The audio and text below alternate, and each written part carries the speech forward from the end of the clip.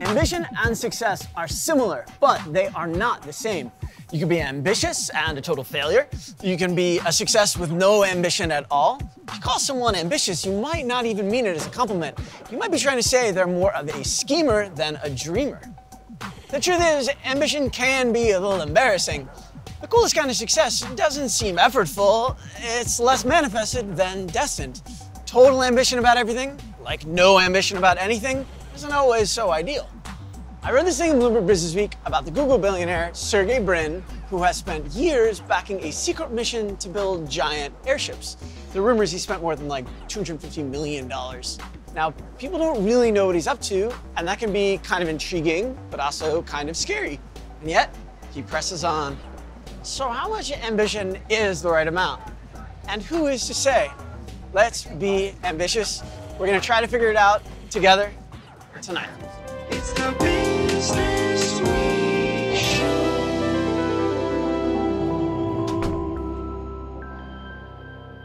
Welcome to the Businessweek Show. Tonight, ambition.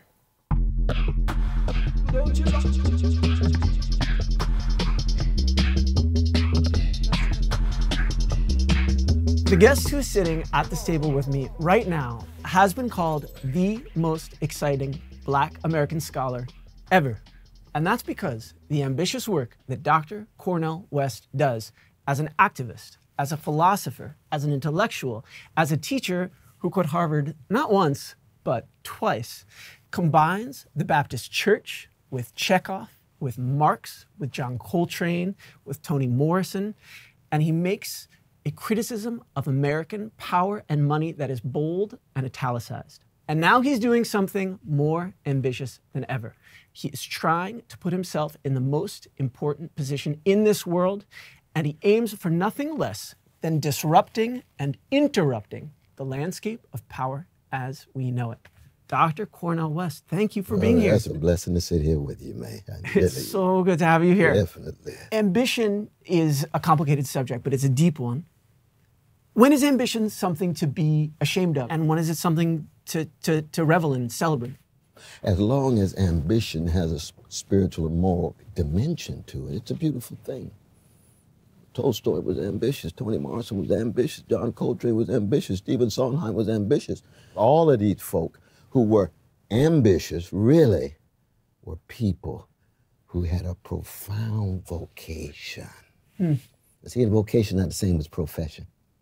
If you're in a profession and you don't have a vocation, you're gonna get caught up in the dominant forces. And what are the dominant forces of our day? Markets, buying, selling, spectacle, image, celebrity. Let's go Just back. too much narcissism and hedonism and not enough caring and nurturing of others as well as self. But it's always been that way. See, I'm not an alarmist about that. No, doesn't alarm me. Oh no, every moment of human history, it's been a history that's pretty ugly, man. You know, the challenge has always been the self-destructive tendencies of the species. I want to mention something about Donald Trump, which is that a year before the 2016 election, I sat with him. I reported on his corporate bankruptcies. There were many things that surprised me about being in his presence and talking to him. But one of them back then was he had never had any kind of representative role before in his life. He went from not representing anyone politically to being president. I think it's essentially fair to say the same thing about you. Tell us about why you're qualified in a way that he wasn't in this life you've had where you've done many things, but being a political leader in the regular sense is not one of them. Yeah, I mean, one is that anytime you engage in high quality service to others, no matter what the context, you have to come with a spirit of humility. You learn and listen. So I'd have to have some high quality folk around me who have spent time in the machinations of the system. But you're right, never holding office. So I'd have to come in with a spirit of humility. But most important, you see, we're at the edge of a cliff when it comes to the United States. It's a very, very sad moment because the worst of any country, just like the worst of any human being, is allow that hatred and greed, especially when it's organized, institutionalized, and routinized. It's just almost subversive to try to have integrity, honesty, and decency in a lot of our context. So for me, my role is to reintroduce America to the best of itself. Because we've had some great figures and traditions in the United States. We really have. I have a financial question. You Yes. mentioned the word accountability. You know, Yeah. there are reports that you have owed hundreds of thousands of dollars Absolutely. in federal taxes, and then a Absolutely. smaller amount, I think tens of thousands of dollars in child support. Yeah, that was the one that was a lie. I've never actually had any child back Okay. payment in that sense, though. Let's talk about But the taxes, taxes. very much. Oh, yes. It's fair to hold candidates to really high standards. I agree. What happened so that you didn't pay, whatever was owed? Well, one, I've always been broke as the Ten Commandments financially. I've had heavy debts and obligations, both with family as well as getting behind. You see, I had student loans when I first came out, and I got behind way back in the 80s. And there was a time when I had multiple audits. I had knocks on the door to get a subpoena Christmas Eve. And I said, dang, could you all wait for another day? I know I'm behind. But the good news has always been that I set up installment plans. And I've always done that because it's true, and I think that people are right to raise these questions, that money's never really meant that much to me. It really, as long as I can keep my money flow, I live from paycheck to paycheck. And that's true for 63% of my fellow citizens in the country. The richest nation in the history of the world. You got CEOs running around here multi-million dollars every year. And these precious citizens barely making it. I do, in fact, recognize my checks are bigger, but my debts are bigger. And I've always been chasing that next check in order to make it, but I've always been open about that. Is it something that you're going to work on, I guess, now but before the election to try Well, to it's the clear same away? because I've always had the installment plans in place. But you see, the important thing is, the great Melville, our greatest novelist, he used to say that truth is a ragged edge. He said, if you're really committed to truth, it means you're not just speaking truth to powerless, you're also speaking truth to yourself. See, and that's Socratic, isn't it? It's not That's easy. self-examination, that's self-scrutiny. And it takes a certain kind of courage to do that. Not just in private, but in public. Are there things that you've found when you look inside that you don't like? For myself? Oh, absolutely. I'm a human being. I'm a cracked vessel, my brother. I got revolutionary potential. I got thuggish proclivities. And I'm wrestling with this every day. Kendrick Lamar has the same wrestling. I like that. Any decent human being does. Michael Hurley does. Michael Hurley. Oh, yes, those valley of tears that he finds himself in, stealing the right to live. Tell the truth, Brother Michael, about yourself. But he bounced back. Tupac bounces back. I attempt to bounce back, but it's human, all the way down, Brother Max.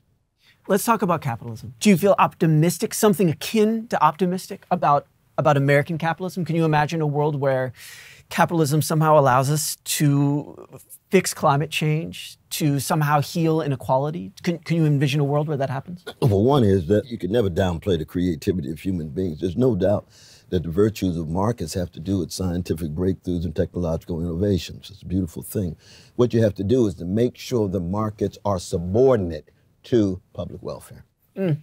But unfortunately, especially in the United States, it's very difficult to be optimistic about American capitalism. It's had a long time to generate these results that, in my campaign, I'm calling for an abolition of poverty, abolition of homelessness, strong defense of workers, strong defense of women, control over bodies and so forth, and a real accountability of the organized greed at the top. You see, so in that sense, I wouldn't say optimistic, but I'm not optimistic about anything. You're not? Very important. Oh, no. You seem like an optimist to me. Oh, no, I'm a blues man. There's no optimism in the blues. I want to ask you not about what other people think, but about what you would think and how you would self-examine if the day came when, as Republicans, I think, ambitiously hope in their own way, you peel off votes from Biden, Trump wins. How will it square with your values and your internal voice? What would happen on that day if that day came? I think we have to be, even in the political context, even though we're aware of strategic and tactical considerations, you do have to be honest about what's inside of you. And let me give you an example of this. I mean, you know 40% of U.S. citizens don't vote at all, and that's what I'm targeting. And 62% of those who vote third party, either Libertarian or Green, say they would never, ever, ever vote for Democrats or Republicans. So we're only talking about a small slice. But I can tell you this, the flip side is, if I remain silent, or if I begin talking about how wonderful Biden is when I don't believe it, that's a violation of my integrity. So that I do understand, you know, that kind of finger pointing, you are the cause of fascism in America because you got 4% and so and so and so. Yes, that's something that I wrestle with. That's part of that Civil War, the battlefield of my soul too. What I'm learning is that your real ambition is to be a kind of transcendent existential pressure inside the country to provide something that you think is not there. Well, it's a beautiful way of putting it, but I wouldn't use the word transcendent. See, I'm a funk master. It's not transcendent. It's immanent. It's grounded in the culture and lived experiences of ordinary people, of those Sly Stone call everyday people. And that's true for all of the social movements. They have transcendent visions because it embraces everybody, no matter what color and gender and so forth. But it is in the funk. And the problem of America is it tends to deodorize its funk. When you playing your guitar, you know where the funky notes are, you see. The only wrong thing you said is that I don't think I'm a very funky guitar player. Well, you sound good to me. Okay, I'm telling you that. I'll take it. Dr. Cornel West, thank you so much. Thank you. Really, really enjoyed it. This was wonderful though, brother. It was wonderful for me. Coming up next, a director, a model, an activist, but is she ambitious? Stay tuned.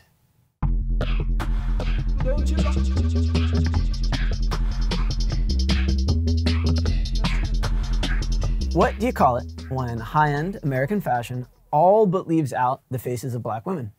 You call it high-end American fashion.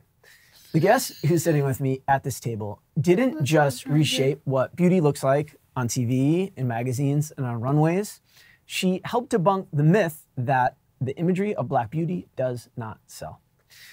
Bethan Hardison's ambition as a model agency owner, and as an advocate wasn't just to thrive, which she did, it was to blaze paths for other people to follow.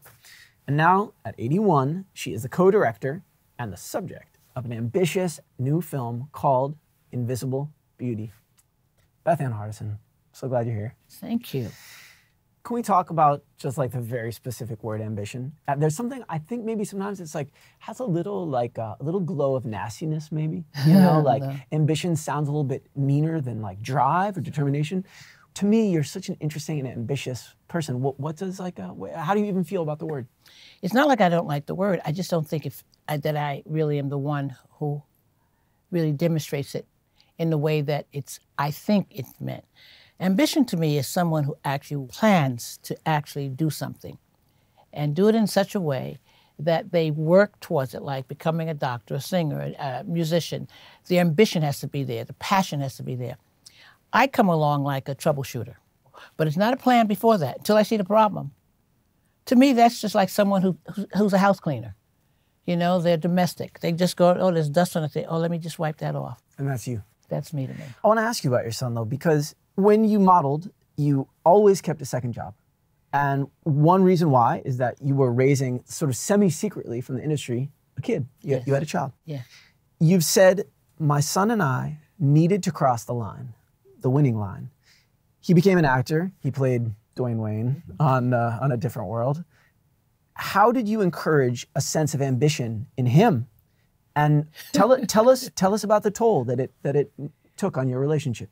I think what it really was is that, you know, I got pregnant when I was a young girl, and I think it was a fear of just failing. I got lucky that it worked out another way, and I wound up being successful in my own way, you know. But I think the reason why I was had to give Kadeem something to do is because he never knew what he wanted to be. I love the story that you gave him a scene to be a boy with a missing dog. You know, you turned him on to acting. You encouraged it. But look, I mean, it was your idea, not his. Have you thought yourself or have you talked to him about the way that instilling ambition in other people can sometimes be a little dangerous? I don't think it's, and I like that you're stuck on this word ambition. Because you and I should go out on a date. We can argue this point. Oh, thank you so much. It's the first time I've been asked out on this television show. Thank you, Bethan. Because I tell you, I didn't think I was trying to impose ambition. That's for you to do on your own. I think what I was doing is really basically giving him an opportunity to grasp something. Ambition, I don't think you can really teach people ambition. Let's talk about you and your drive and your career. So in 1980, you became an agent at Click Models. I think you represented a very young Whitney Houston. Yeah. Then you start your own agency. Yeah. It's Bethan Management. Yeah. And you discover Veronica Webb. Yeah. Then you discover Tyson Beckford, Yeah. whose contract with Ralph Lauren was, I think, also Yeah, that was major. What did it feel like to channel your drive, your ambition, if you want, through other people to help them succeed? It was no longer about you as a model. You were channeling other people. How did that feel? I didn't want to have a model agency. The last thing I wanted was a model agency, but they made me do it.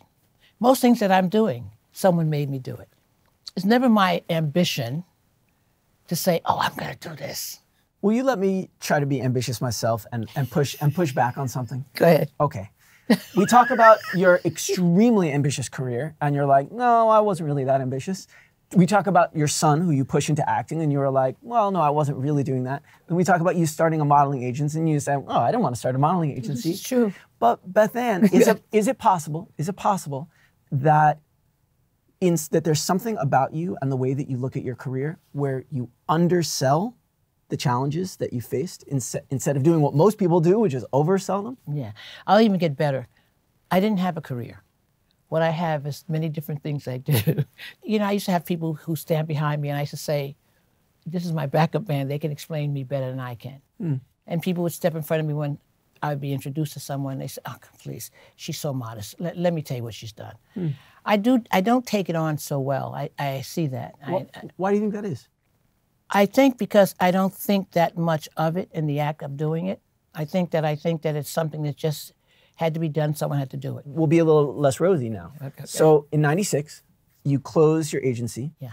You moved to Mexico. You said, I had no idea what I'd do next because I had no ambition. I had no ambition. If you have no ambition, you don't know what you're going to do. You just make sure you don't sink. Well said. You I got some good quotes. You said it. Those things, oh my gosh. How did that feel? Take me back to Mexico when it was like you had nothing doing after this decades of action. So I basically knew that I was having a nice downtime. It was good. And I didn't have to worry about doing too much. I still had to work a little bit because I still had Tyson.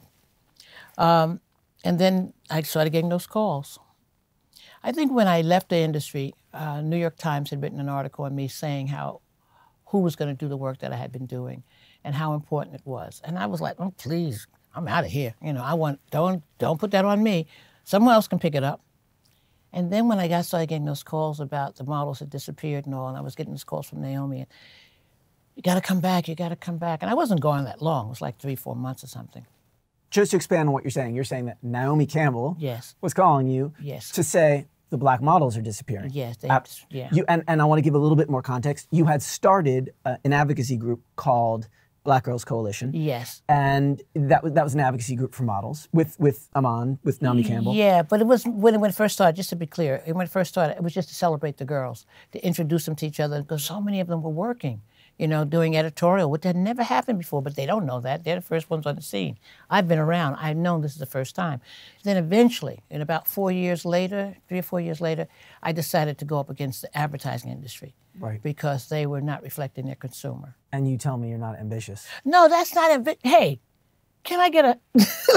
because this is serious stuff. I mean, look, the reality is you played a really important role in getting black faces onto runways and into magazines. But then, lo and behold, what happens? The faces start disappearing.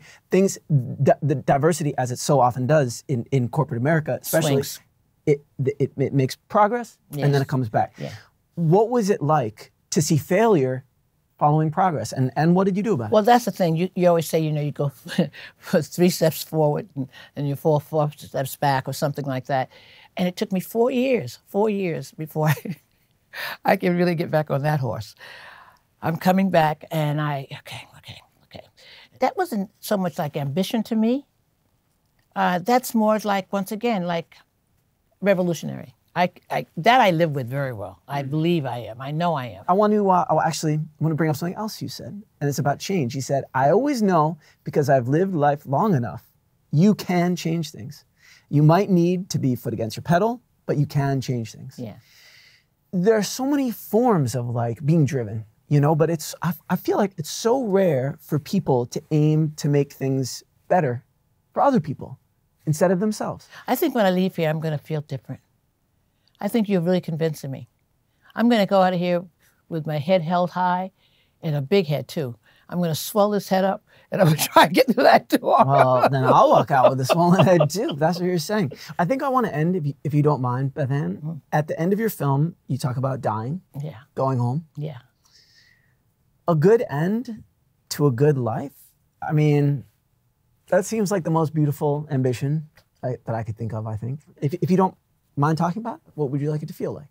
When I leave this earth? Mm-hmm. Not so painful. I want people to celebrate, have a good time. I know I'm going to be buried upstate New York in a wonderful, wonderful, wonderful cemetery. And I just hope that I just cruise right along and that something is left behind that remembers. One thing I would like to do, and this is requiring ambition. Okay. I want to do a one-woman show. Are you going to do it? What's stopping you? Yeah, I got to finish this film. The film keeps going on. And also, I just need to finish this book. And, fear stops me, because that's scary. The one-woman show is not like a stand-up comedian. I'm going to do it interactively with the audience. I'm just going to tell stories. But I always wanted to do that. Will it be okay if I or if the world remembers you as an ambitious woman? Yeah, you can do anything you want once I'm gone. It's a deal. Bethan Hardison, thank you so much for being here. I'm happy I came. I learned a lot about me this time. So did I. Thank you so much. Thanks.